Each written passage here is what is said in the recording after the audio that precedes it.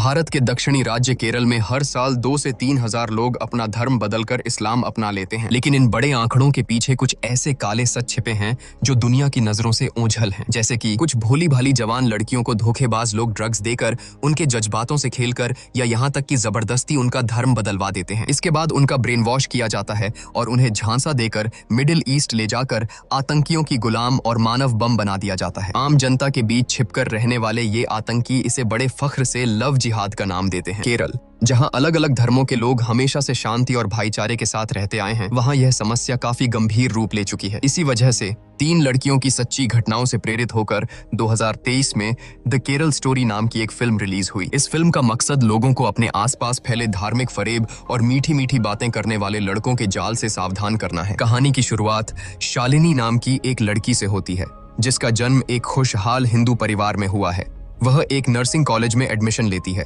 जहां उसकी मुलाकात अपनी 3 रूममेट्स से होती है। गुलाबी कपड़े पहने हुए लड़की का नाम है निमाह मैथ्यूज। भारत में मैथ्यूज जैसा सरनेम सुनकर ही पता चल जाता है कि वह एक ईसाई परिवार से है। उसके ठीक सामने जो बैठी है, उसका नाम गीतांजलि है। उसके परिवार का धर्म क्या है, ये फिलहाल एक सस्पेंस रखा गया है। तीसरी लड़की के पहनावे को देखकर ही समझदार दर्शक तुरंत समझ जाएंगे कि वह एक मुस्लिम लड़की है। उसका नाम आसिफा है। अब आपके दिमाग में एक सवाल आ रहा होगा, अरे शुरुआत में तो कहा गया था कि ये 3 लड़कियों की कहानी है, फिर ये चौथी कहां से आ गई? जी हाँ, यही वो आखिरी लड़की आसिफा है, जिसने शुरुआत से ही बड़ी चालाकी से ये पूरा जाल बुना था। बाकी की 3 लड़कियां केरल के अलग अलग शहरों से आई थीं। आसिफा, जो कि वहीं की लोकल लड़की थी, उसने बाकी लड़कियों को बड़े प्यार से न्योता दिया। मेरा घर यहाँ से बहुत पास में, हम कभी भी जा सकते हैं। लेकिन उन्हें इस बात का जरा भी अंदाजा नहीं था कि कॉलेज के पहले ही दिन इन तीनों शिकारों की छुपकर तस्वीरें ली गई थीं। इनका पूरा डेटा तैयार करके उनके हेडक्वार्टर भेजा जा चुका था, जहां से इस खौफनाक प्लान को हरी झंडी मिल गई थी। इसके बाद आसिफा ने हॉस्टल में लड़कियों से कहा, Okay, so girls, we are going out for our first dinner together. Excited? मुझे ना एक छोटा सा काम है बीच के पास, मेरा कजिन नीचे वेट कर रहा है, तो तुम लोग भी चलो। लेकिन वो वहां अकेले नहीं घूमने वाली थीं। वहां अचानक आसिफा का चचेरा भाई और उसका एक दोस्त भी आ टपके, जो कुछ ज्यादा ही मिलनसार और मेहमान नवाज बन रहे थे। यहीं से उनके हनी ट्रैप का पहला कदम शुरू होता है। आसिफा का ये कजिन, जो एक मेडिकल का छात्र था, बहुत ही मीठी मीठी और लच्छेदार बातें कर रहा था। गाड़ी उसका दोस्त चला रहा था, जो कि एक छोटा मोटा बिजनेसमैन था। रास्ते भर ये दोनों अपने ऊंचे आदर्शों की बड़ी बड़ी बातें करते रहे, जैसे कि गरीबों को दान देना, चैरिटी करना और दुनिया को एक बेहतर जगह बनाना। बातों ही बातों में उन्होंने लड़कियों के दिमाग में ये डालना शुरू किया कि यही उनके इस्लाम धर्म की सच्ची सीख है। समंदर किनारे घूमने के बाद वो दोनों लड़के वहां से चले गए और लड़कियों ने डिनर करना शुरू किया। खाने से पहले मुस्लिम आसिफा और ईसाई निमाह ने प्रार्थना की। हिंदू परिवार से आने वाली शालिनी की ऐसी कोई आदत नहीं थी कि वो खाने से पहले भगवान का शुक्रिया अदा करे। जब सबने गीतांजलि से पूछा तो उसने बताया कि उसके पिता कहते हैं, अगर शुक्रिया अदा करना ही है तो उन किसानों का करो जिन्होंने ये अन्न उगाया है। तब जाकर सबको पता चला कि गीतांजलि का परिवार कम्युनिस्ट विचारधारा को मानता है। असल में गीतांजलि के पिता एक पुराने कम्युनिस्ट नेता थे और केरल जैसे राज्य में कम्युनिस्ट पार्टी का बहुत प्रभाव है, इसलिए वहाँ ऐसा होना बहुत आम बात है। इस पर आसिफा ने तुरंत टोका और कहा, Eating without prayer is a sin. खाना बहुत स्वादिष्ट था, इसलिए तीनों लड़कियों का पूरा ध्यान खाने पर ही रहा और उन्होंने इस बहस को आगे नहीं बढ़ाया। लेकिन घर लौटते वक्त आसिफा ने फिर से इसी बात को छेड़ा। और ये जो खाना हम खाते हैं ना, वो अल्लाह और उनके पैगंबर का रहम है हमारे ऊपर। अगर हम अल्लाह को थैंक्स नहीं बोलते तो उनका गुस्सा हमें हेल फायर तक ले जाता है। कम्युनिस्ट परिवार से ताल्लुक रखने वाली गीतांजलि का वैसे तो अपना कोई खास धर्म नहीं था, लेकिन उस पर अपने पिता के विचारों का गहरा असर था। उसने आसिफा की डराने वाली बातों का कड़ा पलटवार किया। इस पर आसिफा के पास बचने का कोई रास्ता नहीं था, तो उसने बात घुमाते हुए कहा, तुम्हारे पिता जो कहते हैं वो सब तो सिर्फ नेताओं के बनाए हुए खोखले नारे हैं। तभी हिंदू परिवार की शालिनी ने मासूमियत से पूछा, तुम्हारा अल्लाह हिंदुओं को पनिश क्यों करेगा? इस पर आसिफा ने अपना वही रटा रटाया जवाब दे मारा। तो जो अल्लाह में बिलीव करता है उन्हें जन्नत मिलता है, और जो इस्लाम में बिलीव नहीं करता है उन लोगों को दोज़ख की आग में जला दिया जाता है। इस दुनिया को सिर्फ अल्लाह चलाता है। यह कहकर वो एक गहरी आह भरते हुए वहां से चली गई, मानो वही एक है जिसे दुनिया का सबसे बड़ा सच पता हो। लेकिन इन धार्मिक बहसों के बावजूद उन चारों की दोस्ती टूटने के बजाय और गहरी होती गई। कुछ ही दिनों बाद आसिफा ने बड़ी चालाकी से उन तीनों को अपने घर ईद का जश्न मनाने के लिए बुलाया। वहां आसिफा के परिवार और रिश्तेदारों ने इन तीनों लड़कियों पर इतना प्यार लुटाया कि उन्हें बिल्कुल अपने घर जैसा महसूस होने लगा। इसी बहाने उनकी मुलाकात एक और हैंडसम लड़के से कराई गई, जो आसिफा के चचेरे भाई का ही दोस्त था। अब जरा इस खेल को समझिए, 3 गैर मुस्लिम लड़कियां और उनके सामने 3 हैंडसम मुस्लिम लड़के। क्या इत्तेफाक है ना? जैसे सब कुछ किस्मत ने तय किया हो। लेकिन असल में ये एक सोची समझी साजिश थी। बहुत जल्द ही शालिनी आसिफा के कजिन के प्यार में पड़ गई। उधर गीतांजलि भी दूसरे लड़के के साथ डेट पर जाने लगी। सिर्फ ईसाई लड़की निमा ही थी जो उनके इस जाल से बची रही और उसने लड़कों में कोई दिलचस्पी नहीं दिखाई। इसके बाद इस खौफनाक साजिश का अगला पड़ाव शुरू होता है। इस सिंडिकेट के दो बड़े लोग आसिफा को एक खास तरह का नशीला पदार्थ देते हैं। ये एक ऐसा ड्रग था जो इंसान के दिमाग पर असर करता है और धीरे धीरे उसकी लत लग जाती है। उन्होंने आसिफा से कहा कि इसका इस्तेमाल उन तीनों लड़कियों को पूरी तरह अपने कंट्रोल में करने के लिए करना है। हनी ट्रैप की पहली चाल कामयाब होने के बाद अब उनकी दूसरी खतरनाक चाल शुरू हो चुकी थी। उन आदमियों ने आसिफा को आगे के खर्चे के लिए पैसों की एक मोटी गड्डी भी थमा दी। फिर एक दिन वो तीनों लड़कियां मॉल में शॉपिंग करने गईं, जहां मॉल में कुछ ऐसा हुआ जिसने लड़कियों को अंदर तक हिलाकर रख दिया। भीड़ में एक अजनबी ने एक लड़की के साथ गंदी हरकत की। यह घटियापन बर्दाश्त के बाहर था। लड़कियों ने उस आदमी को रोका और उससे माफी मांगने को कहा, लेकिन उन्हें क्या पता था कि उस आदमी के साथी वहीं आसपास छिपे थे। वो तुरंत वहां इकट्ठा हो गए और उल्टा लड़कियों पर ही हावी होने लगे। जब लड़कियों ने देखा कि वो बातों से नहीं जीत पाएंगी और पुलिस को बुलाने की धमकी दी, तो उन गुंडों ने लड़कियों पर हाथ उठाना शुरू कर दिया। ये साफ था कि वो पूरी तैयारी के साथ आए थे। हर एक गुंडे ने एक लड़की को निशाना बनाया और हाथापाई करते हुए उनके कपड़े तक फाड़ दिए। सरेआम इतनी बड़ी बेइज्जती और शर्मिंदगी झेलने के बाद लड़कियां रोती बिलखती हॉस्टल वापस लौटी। तभी आसिफा ने अपना जहर उगलना शुरू किया। इतनी सारी लड़कियां थे मार्केट में, खाली तुम तीनों थी जिन्होंने हिजाब नहीं पहना था, राइट? हिजाब पहनी एक भी लड़की के साथ ना ही कभी रेप होता है। Because Allah always protects us. इस बार निमाह से चुप नहीं रहा गया। उसने कड़ा एतराज जताते हुए कहा, तुम्हारी हिम्मत कैसे हुई हमारे जीसस को झूठा कहने की? इस पर आसिफा ने पलटवार करते हुए कहा, गॉड का बेटा सूली पर लटकाया जा रहा है और गॉड आकर अपने बेटे को नहीं बचा पा रहा। वो तुम लोग का गॉड इतना हेल्पलेस है, खुद ही दूसरों से मदद मांगता रहता है। वो तुम लोग को कैसे बचाएगा? उन बेचारी तीनों लड़कियों को सपने में भी अंदाजा नहीं था कि मॉल में जिन गुंडों ने उनके साथ बदतमीजी की थी, उन्हें किसी और ने नहीं बल्कि उनकी इसी मासूम रूममेट आसिफा ने भेजा था। इसके बाद आसिफा ने एक और चाल चली। उसने लड़कियों को सांत्वना देने और गुंडों के खिलाफ गुस्सा दिखाने के बहाने अपने कजिन और उसके दोस्त को हॉस्टल बुला लिया। आसिफा का कजिन, जो कि मेडिकल का छात्र था, अपने साथ पहले से तैयार की हुई एक खास दवा लाया। उसने लड़कियों से कहा, ये गोलियां खा लो, इससे तुम्हारी घबराहट कम होगी और तुम डिप्रेशन में नहीं जाओगी। शालिनी और गीतांजलि उस धोखेबाज की बातों में आ गईं और उन्होंने वो दिमाग को काबू करने वाली दवा खा ली। उस दवा के असर में वो इतनी आ गई थीं कि बहुत जल्द ही उन्हें अपना पहनावा बदलने और हिजाब पहनने के लिए राजी कर लिया गया। आसिफा उन्हें लगातार वो गोलियां देती रही, जिससे उन्हें एक झूठी और अजीब सी खुशी का एहसास होता था। और जैसा कि प्लान था, लड़कियां धीरे धीरे अपने असली गम भूल गईं। उन्हें लगा जैसे उन्हें एक नई जिंदगी मिल गई है और वो पूरी तरह से प्यार के नाम पर बिछाए गए इस खौफनाक जाल में फंसती चली गई। सिर्फ ईसाई लड़की निमाह अब भी बची हुई थी। उसे न तो उन लड़कों में कोई दिलचस्पी थी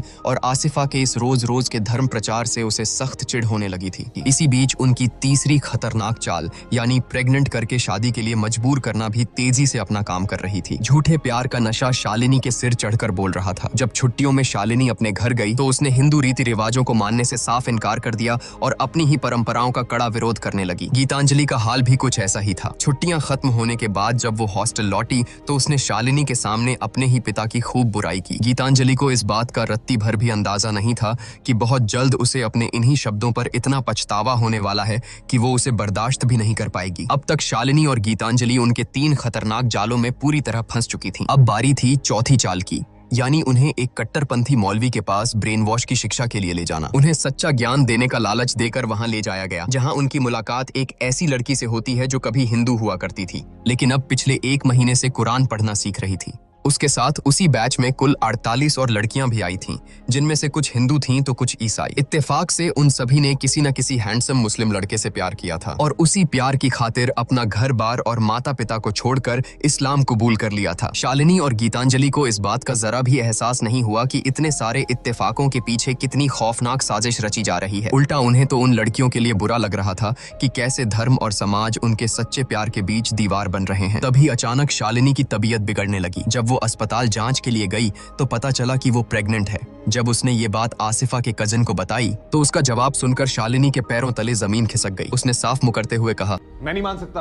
okay, I am not that irresponsible. Ramiz, तुम ये क्या बात कर रहे हो? शालिनी का शादी से पहले प्रेग्नेंट होना उसके हिंदू परिवार के लिए बहुत बड़ी बदनामी और कलंक की बात थी। तभी आसिफा, जो एक हमदर्द बड़ी बहन का नाटक कर रही थी, उसने बीच बचाव करते हुए एक समाधान निकाला। उसने अपने कजिन से कहा कि वो शालिनी से शादी कर ले और यहीं आकर उनका असली मकसद बेनकाब हो गया। कजिन ने बड़ा नाटक करते हुए कहा, शालिनी को इस्लाम कबूल करना होगा। तुम हमारे लिए तुम इतना नहीं कर सकती शालिनी। प्यार में अंधी हो चुकी शालिनी आखिरकार राजी हो गई और इस तरह उसका पूरी तरह से ब्रेन वॉश करके उसे एक मुस्लिम बना दिया गया। उधर कजिन के दोस्त ने लाख कोशिशें की, लेकिन वो गीतांजलि को प्रेग्नेंट करने में कामयाब नहीं हो पाया। उनकी तीसरी चाल यहाँ फेल हो गई थी, इसलिए वो अब सिर्फ अपनी मीठी मीठी बातों से उसे अपने जाल में फंसाए रखने की कोशिश कर रहा था। गीतांजलि के पिता अचानक गंभीर रूप से बीमार पड़ गए और उन्हें अस्पताल में भर्ती कराना पड़ा। गीतांजलि छुट्टी लेकर उन्हें देखने घर गई, लेकिन उसके चेहरे पर कोई दुख या भावना नहीं थी। उसकी इस पत्थर जैसी बेरुखी को देखकर उसकी माँ पूरी तरह टूट गई। हद तो तब हो गई जब गीतांजलि ने अपने पिता के अस्पताल के बिस्तर के पास खड़े होकर उनसे कहा कि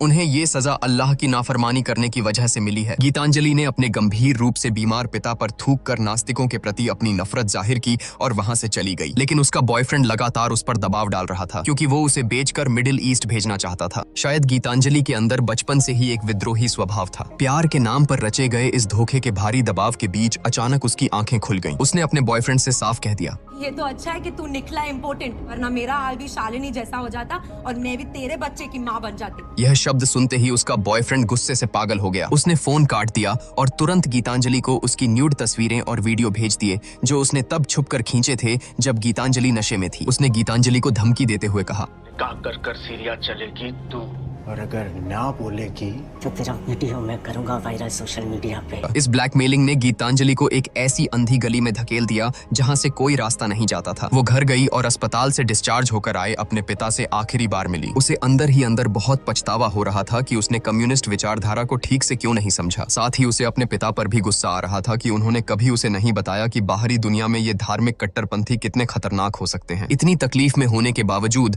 उसने अपने साथ हो रहे इस खौफनाक ब्लैकमेल का सच किसी को नहीं बताया। इसी बीच दूसरी शिकार शालिनी के पैरों तले जमीन तब खिसक गई जब उसे पता चला कि धर्म बदलने के बाद जिस लड़के से उसे शादी करनी थी वो अचानक गायब हो गया है। उस कट्टरपंथी मौलवी ने शालिनी से कहा, तुम्हारी जैसी हालत है उसमें मुझे तुम्हारे लिए कोई दूसरा आदमी ढूंढना पड़ेगा। जब शालिनी ने इसके लिए मना किया तो मौलवी ने उसे डराते हुए कहा, बिना शादी के बच्चा पैदा करना हमारे यहाँ बहुत बड़ा गुनाह है। तुम्हारे बच्चे को भी ताउम्र इसकी सजा मिलेगी। तुम्हारे पास अब एक ही रास्ता है, जल्द से जल्द किसी से शादी कर लो और जिहाद की सेवा करके अपने गुनाहों की माफी मांगो। हैरानी की बात तो ये थी कि वो गायब हुआ लड़का वहीं बाहर खड़ा छुपकर ये सब तमाशा देख रहा था। मौलवी ने शालिनी के लिए एक नया और अनजान आदमी तय कर दिया और इस तरह शालिनी की शादी एक ऐसे आदमी से कर दी गई जिसे उसने जिंदगी में पहले कभी देखा तक नहीं था। जब शालिनी की माँ को यह सब पता चला तो वो बदहवास होकर भागी भागी आईं, लेकिन उनकी पत्थर दिल हो चुकी बेटी ने उनके लिए दरवाजा तक नहीं खोला। शालिनी की माँ ने रोते हुए यह सारी बात गीतांजलि को बताई। गीतांजलि अपनी जिगरी दोस्त को इस नरक से नहीं बचा पाई और अंदर से पूरी तरह टूट गई। दीवार पर टंगी उन महान नेताओं की तस्वीरें भी आज उसे नहीं बचा पाई। इसके कुछ ही समय बाद गीतांजलि की न्यूड तस्वीरें सच में अलग अलग वेबसाइट्स पर वायरल कर दी गईं।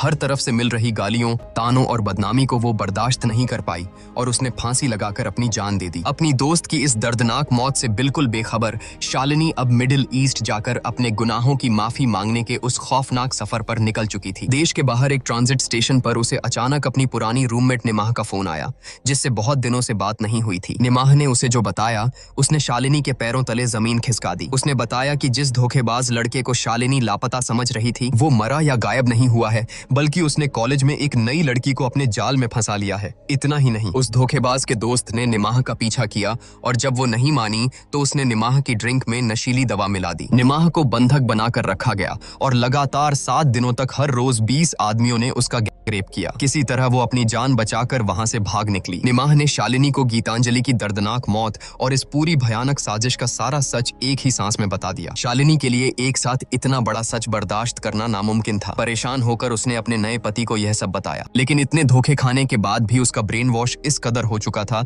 कि उसने खुद को ही तसल्ली देते हुए कहा, शायद यह गीतांजलि और निमाह को अल्लाह की बात न मानने की सजा मिली है। उसके पति ने भी ज्यादा कोई बात नहीं की और तुरंत सामान पैक करके वे आगे मिडिल ईस्ट के एक आतंकी ठिकाने के लिए निकल गए। मिडिल ईस्ट पहुंचने के बाद शालिनी को अनगिनत जुल्मों और तकलीफों का सामना करना पड़ा। वहीं उसने अपने बच्चे को जन्म दिया। इसी बीच उसका वो नया पति एक आतंकी हमले में मारा गया। पति के मरते ही शालिनी को तुरंत गुलाम बना लिया गया। उसका नवजात बच्चा उससे छीन लिया गया, जिसका फिर कभी कुछ पता नहीं चला। उसे एक कैंप में बंद कर दिया गया और वो आतंकियों की यौन दासी बनकर रह गई। आखिरकार एक सुबह वो 2 और लड़कियों के साथ वहां से भागने में कामयाब हुई, लेकिन आतंकियों ने जल्द ही उनका पीछा कर लिया। भागते हुए उन दोनों लड़कियों को आतंकियों ने गोली मार दी। शालिनी किसी तरह बच निकली और भागते भागते बेहोश होकर गिर पड़ी। आखिरकार अमेरिकी सेना के एक ड्रोन ने उसे देखा और उसे बचा लिया गया। यह पूरी खौफनाक कहानी शालिनी ने स्थानीय सरकार और अमेरिकी सेना के जॉइंट बेस पर अधिकारियों को हूबहू सुनाई थी। लेकिन फिल्म के अंत में दिखाया जाता है कि शालिनी को आतंकी गतिविधियों में शामिल होने के शक में फिलहाल हिरासत में रखा गया है और उसकी बताई गई इस कहानी की अभी भी जांच चल रही है। फिल्म के खत्म होने पर उन असली लड़कियों और उनके परिवारों के इंटरव्यू दिखाए जाते हैं जिन पर यह कहानी आधारित है। वे अपने साथ हुए इस दर्दनाक हादसे के जरिए दुनिया को आगाह करते हैं कि अपने आसपास फैले इन आतंकी फरेबों से सावधान रहें और हर उस इंसान से सतर्क रहें जो प्यार और धर्म का चोला ओढ़कर आपके करीब आता है। लेकिन इस कहानी का सबसे दुखद पहलू यह है कि जिन लड़कों और उनके साथियों ने इन मासूम लड़कियों को फंसाया था, वे सबूतों की कमी के कारण साफ बच निकले। उन्हें कोई सजा नहीं मिली। उनमें से कुछ विदेश चले गए तो कुछ वहीं अपना बिजनेस करके एक खुशहाल जिंदगी जी रहे हैं। यही है केरल की वो रुला देने वाली सच्ची कहानी। दोस्तों, शालिनी और गीतांजलि की इस दर्दनाक कहानी ने हमें यह सोचने पर मजबूर कर दिया है कि हम असल में कितने सुरक्षित हैं। आपको क्या लगता है, अपनी बेटियों और बहनों को प्यार के नाम पर बिछाए गए ऐसे खौफनाक जाल से बचाने के लिए एक परिवार को सबसे पहले क्या कदम उठाना चाहिए? अपनी राय कमेंट्स में जरूर बताएं। मैं आपके जवाब का इंतजार करूंगा और इसी तरह की फिल्मों का एक्सप्लेनेशन देखते रहने के लिए हमारे चैनल झटपट बॉलीवुड को जरूर सब्सक्राइब करें।